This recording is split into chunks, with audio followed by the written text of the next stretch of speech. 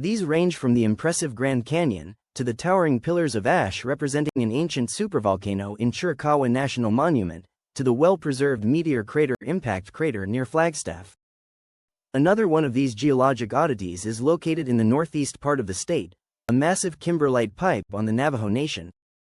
Zooming in from satellite, you might think that this feature, termed Buell Park, is also an impact crater. However, this is not the case. Instead, it is volcanic in origin, but does not purely represent only a caldera.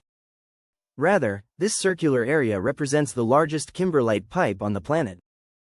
Kimberlites are the main source of industrial and gem-grade diamonds, and this individual vent has produced a number of beautiful gemstones. The vast majority of kimberlite pipes around the planet are quite small, measuring between 75 and 300 meters across. The most famous of these, known as the Big Hole, measures 463 meters across, and produced 14.5 million carats of diamonds.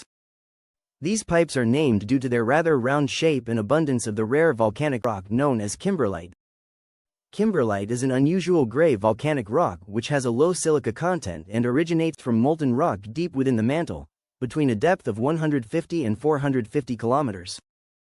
As a result, kimberlites contain seemingly exotic minerals that are otherwise not commonly found due to the depths they originate from.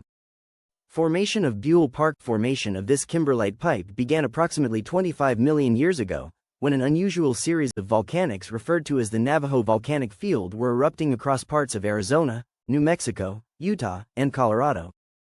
At the time, the Farallon tectonic plate was subducting underneath the North American plate at a very shallow angle.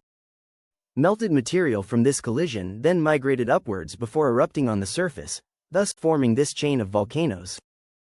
Much of the magma which erupted into these scattered vents had an unusually low silica content as it originated deep in the mantle. Eventually, a volume of magma unusually rich in carbon dioxide was quickly propelled upwards into the crust. On the surface, a series of increasingly shallow earthquakes continued. Then, less than 2 hours after the entire sequence began, the magma had reached the surface. A powerful eruption, this magma quickly interacted with a volume of groundwater, causing it to rapidly flash to steam. This steam then expanded in volume until a massive explosion occurred.